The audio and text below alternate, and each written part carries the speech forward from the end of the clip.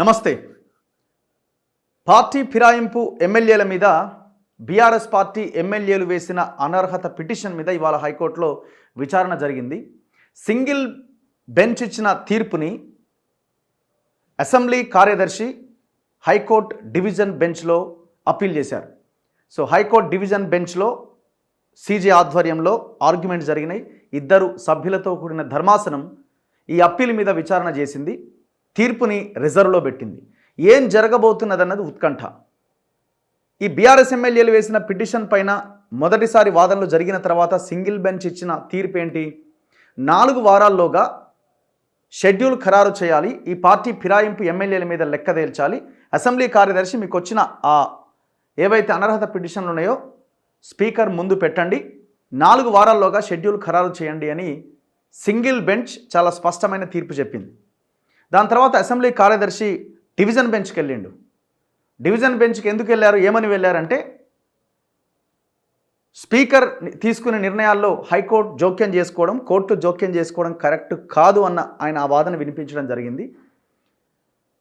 So దీని మీద arguments జరిగినాయి. మొత్తానికి హైకోర్టు డివిజన్ బెంచ్ ప్రస్తుతానికి తీర్పుని రిజర్వ్ చేసింది. సో ఎప్పుడైనా ఈ తీర్పుని ప్రకటించే అవకాశం ఉంది, రేపా ఎల్లుండా ఇంకెప్పుడా అన్నది. సో మొత్తానికైతే జడ్జిమెంట్ ఇవ్వడమే మిగిలి ఉన్నది. సో సింగిల్ బెంచ్ ఇచ్చిన తీర్పుని సమర్థిస్తూ 4 వారాల్లోగా షెడ్యూల్ ఖరారు చేయాలంటుందా, లేదు సింగిల్ బెంచ్ ఇచ్చిన తీర్పు కరెక్ట్ కాదు అని అసెంబ్లీ కార్యదర్శి చేసిన అప్పీల్కి అనుకూలంగా తీర్పు చెప్తుందా అన్నది చూడాలి. సో ఈ వార్త మనం ప్రధానంగా చూస్తున్నాం. ఇప్పుడు ఫిరాయింపు ఎమ్మెల్యేల అనర్హత పిటిషన్ పైన వాదనలు కంప్లీట్, కోర్టు తీర్పు పైన తీవ్రమైన ఉత్కంఠ.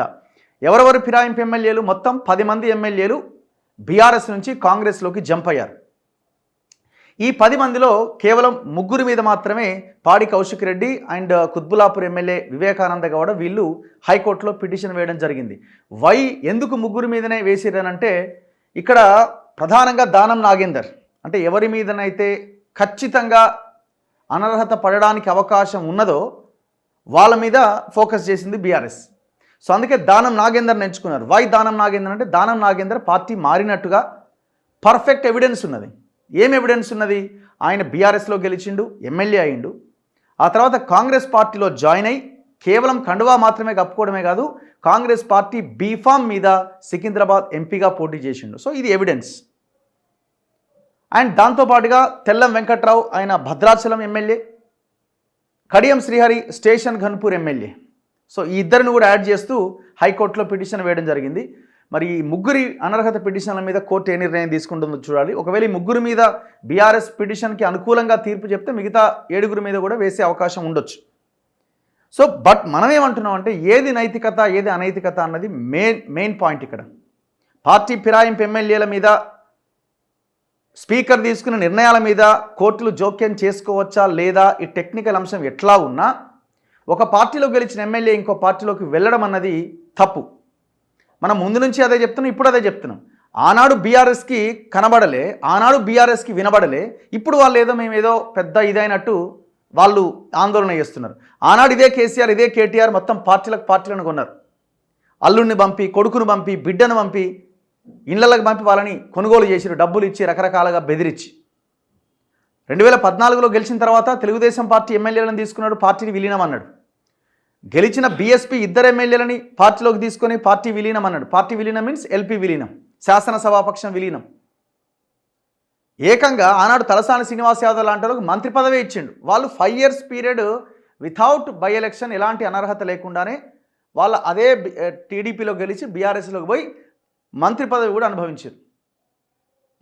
నెత్తినోరు మొత్తుకున్నారు. ఇప్పుడు ఆనాడు పోచారం శ్రీనివాసరెడ్డి కదా స్పీకర్, ఇవాళ ఆయన 7 నుండి మళ్ళీ కాంగ్రెస్లోకి వచ్చి జాయిన్ అయ్యండి.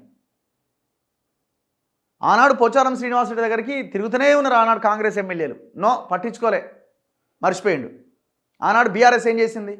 మళ్ళీ ఇవాళ 2018లో ఏం జరిగింది? మొన్నటి ఎలక్షన్స్ తర్వాత, అంటే అంతకుముందు ఎలక్షన్స్ తర్వాత కాంగ్రెస్లో ఉన్న మొత్తం అందరినీ లాగేసుకొని ఒక 5గురిని పక్కన పెట్టి 12 మందిని పందులను కొన్నట్టుకొని పార్టీని విలీనం అన్నాడు శాసనసభాపక్షం. ఆనాడు ఫైట్ చేసింది ఎవరు? మాట్లాడలే.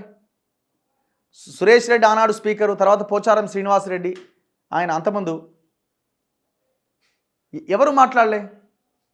ఇప్పుడు ఎప్పుడైతే వీళ్ళు 39 గెలిచి మళ్ళీ వీళ్ళ పార్టీ నుంచి కాంగ్రెస్ అధికారంలోకి వచ్చినాక కాంగ్రెస్ తీసుకుంటుందో ఇప్పుడు వీళ్ళకి నొప్పి అయింది. మరి ఆనాడు మాట్లాడిన కాంగ్రెస్కి ఇప్పుడేమవుతుంది? వీళ్ళు గతంలో కేసీఆర్ ఏ పని అయితే చేసిండో అదే పని చేస్తున్నారు. ఆయన ఇంటి మీద వాళ్ళని కాకి నా ఇంటి మీద వాడడానికి వీల్లేదని మాట్లాడిన వాళ్ళు కూడా, ముఖ్యమంత్రి కూడా సేమ్ కేసీఆర్ని ఫాలో అవుతున్నాడు. అసలు వీళ్ళకు ఒక నీతి నియమము, ఒక చిత్తశుద్ధి, ఒక నైతికత ఏమన్నా ఉన్నదా? చివరికి ఏడికి వచ్చింది? ఈ కోర్టులు జోక్యం చేసుకుంటున్న క్రమంలో మిగిలిన ఎమ్మెల్యేలు ఎవరైతే పార్టీ ఫిరాయించిన వాళ్ళు ఉన్నారో, ఆయన ఎవరు అరకెపోడి గాంధీ అయితే నాకు దేవుని కండువా కప్పిరని మాట్లాడే. అంటే పార్టీలో జాయిన్ అయ్యి కూడా జాయిన్ అవ్వలేదని చెప్పుకోవాల్సిన పరిస్థితి. వై? కోర్టులు చాలా సీరియస్గా రెస్పాండ్ అవుతున్నాయి, చాలా సీరియస్గా రియాక్ట్ అవుతున్నాయి. సుప్రీంకోర్టు కూడా గతంలో చాలా సీరియస్గా రెస్పాండ్ అయింది వేరే కేసుల్లో. అనర్హత వేటు వేసిన సందర్భాలు కూడా ఉన్నాయి. సో ఇటువంటి పరిస్థితుల్లో ఎవరికి ఇందులో మాట్లాడే అర్హత ఉన్నది? ఆయన ఏ పని చేసినో ఈయన అదే పని చేస్తున్నాడు. ఈయన గతంలో ఎట్లా అయితే మాట్లాడిండో, గతంలో చేసిన వాళ్ళు ఇప్పుడు ఆయన మాట్లాడినట్టు మాట్లాడుతున్నారు. సో అల్టిమేట్గా మనం ఏమంటున్నామంటే, పార్టీ ఫిరాయించిన ఎమ్మెల్యేల మీద వేటు పడాల్సిందే. ప్రజలు ఇచ్చిన తీర్పుని పార్టీలు అవమానించినట్టే. ఎవరికి అర్హత ఉన్నది, ఎవరికి అర్హత లేదు పక్కన పెడితే, ఒక పార్టీలో గెలిచి ఇంకొక పార్టీలోకి వెళ్ళగానే ఆటోమేటిక్గా శాసన సభ్యత్వం కానీ, పార్లమెంట్ సభ్యత్వం కానీ, ఇంకేదైనా సభ్యత్వం కానీ రద్దు కావాల్సిందే. ఆ దిశగా చట్టాలు రూపొందాలి. దీని మీద ఎవరు మాట్లాడరు. ఎవరు వచ్చి రోడ్ల మీదకి వచ్చి ఏ రాజకీయ నాయకుడు ఈ పార్టీ ఫిరాయింపుల చట్టాన్ని ఇంకా బలోపేతం చేయాలని మాట్లాడరు.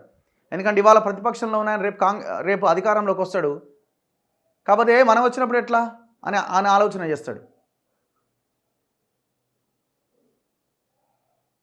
పార్టీ ఫిరాయింపు ఎమ్మెల్యేల అనర్హత పిటిషన్ పైన తీర్పును తెలంగాణ హైకోర్టు రిజర్వ్ చేసింది.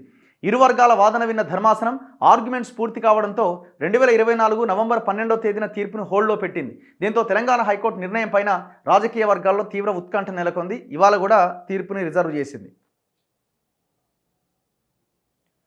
హైకోర్టు సింగిల్ బెంచ్ ఆదేశాలను అసెంబ్లీ కార్యదర్శి డివిజన్ బెంచ్లో సవాల్ చేశారు.